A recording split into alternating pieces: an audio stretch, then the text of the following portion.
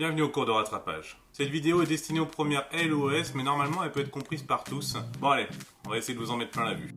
La vision. La vision est l'un des 5 sens de l'être humain et ça a été pendant très longtemps le plus mystérieux.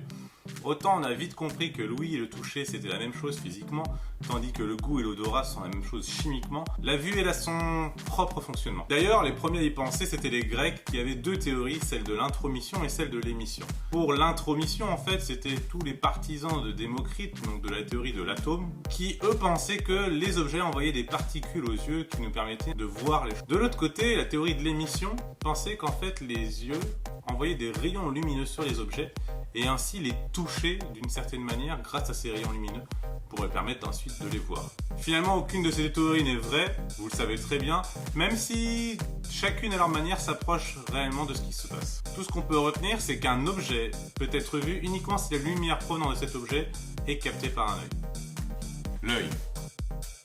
L'œil en tant qu'objet biologique va être abordé dans le programme de SVT. Nous, on va s'intéresser à l'œil uniquement en tant qu'objet physique, en tant que mécanique. Lorsqu'on regarde la structure de l'œil, on va en tirer seulement 3 parties qui peuvent être assimilées à des instruments d'optique.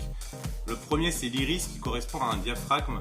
Le deuxième, c'est le cristallin qui correspond lui de son côté à une lentille mince convergente, tandis que la rétine correspondra à un écran. Et cette association diaphragme, lentille plus écran, c'est ce qu'on appelle l'œil réduit. Réduit parce qu'en fait on a réduit l'œil à son strict minimum physique. Le diaphragme, son objectif c'est de réguler la lumière entrante. C'est pour ça qu'en fait on a la pupille dilatée en pleine obscurité, tandis qu'on l'a toute contractée en pleine lumière. L'écran, c'est l'endroit où va se projeter l'image, c'est là où on va recevoir l'image. Ce qui est le plus particulier au niveau du fonctionnement ici, ça va être la lentille qui va former l'image. Les lentilles. On a deux types de lentilles, les convergentes et les divergentes. Les convergentes ont les bords plus fins que le centre et vont faire converger la lumière, d'où leur nom. Tandis que les divergentes, elles, vont avoir les bords plus épais que le centre et vont faire diverger la lumière quand elle passe à travers. C'est un génie qui a trouvé les noms. La caractéristique d'une lentille, c'est ce qu'on appelle la vergence, c'est l'inverse de la distance focale. Ce qu'il faut retenir, c'est que plus cette valeur est grande, plus la lentille va faire converger la lumière, tandis que plus elle est petite, ou plus ça va faire diverger la lumière. Ce qu'il faut savoir faire à votre niveau, c'est tout simplement réussir à construire l'image d'un objet à travers une lentille. Et encore, il faut savoir le faire, mais ça va pas être demandé au bac non plus. On va commencer par schématiser la lentille convergente, avec cette espèce de double flèche. Puis ensuite, on va placer l'axe optique et les deux foyers de la lentille, le foyer objet à gauche et le foyer image à droite, à égale distance de la lentille. On va placer l'objet de telle sorte qu'il y a un des deux points de l'objet qui soit sur l'axe optique. On va ensuite utiliser 3 rayons lumineux pour déterminer où va se situer l'image. Le premier rayon, c'est celui qui passe par B et le centre optique, et ce rayon-là n'est jamais dévié. Le deuxième rayon, celui qui passe par B et qui est parallèle à l'axe optique, ressort toujours par le foyer image. Et enfin, le troisième rayon, c'est celui qui passe par B et le foyer objet, et qui lui va ressortir de la lentille parallèle à l'axe optique. On a l'intersection des 3 rayons, on retrouvera B', et si on revient sur l'axe optique, on aura un prime. Et clairement, c'est pas le plus facile, mais c'est le seul point commun quasiment que vous avez avec la filière scientifique. D'où la difficulté. La vision nette. Un œil va voir nettement, sans correction ni effort demandé, entre deux points appelés punctum proximum et punctum remotum. J'ai fait du latin, j'ai lu Astérix. Pour un œil normal, le punctum proximum, donc c'est le point le plus proche, est à 25 cm. Le punctum remotum, lui, on va le retrouver à l'infini pour un œil normal.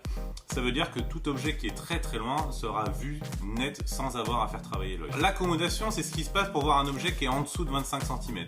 L'accommodation, ça consiste en fait à déformer le cristallin, la lentille, pour pouvoir faire en sorte que l'image se forme sur la rétine. Cette accommodation nécessite forcément l'utilisation de muscles qui va à terme fatiguer l'œil. Et lorsqu'on n'arrive plus à accommoder, cela se passe autour de 45 ans en moyenne, on va avoir ce qui s'appelle la presbytie qui se développe. Si le punctum proximum est à moins de 25 cm et le punctum remotum se retrouve donc du coup pas à l'infini puisqu'on a un décalage, on va voir les objets flous au loin et les objets nets au près. C'est ce qu'on appelle la myopie. Le seul moyen de le corriger, c'est d'utiliser des verres dits divergents. Si le punctum proximum est à plus de 25 cm, on va donc du coup parler d'hypermétropie qui est corrigée avec une lentille convergente.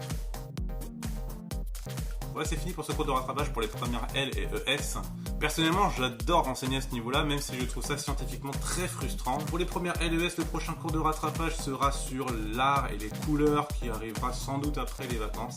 Et je vous prépare aussi une petite vidéo pour réussir la composition au bac, qui est quand même sur 8 points, et qui est relativement importante. Comme le disait le renard d'Antoine de Saint-Exupéry, voici mon secret, il est très simple, on ne voit bien qu'avec le cœur, l'essentiel est invisible pour les yeux. laisser peser.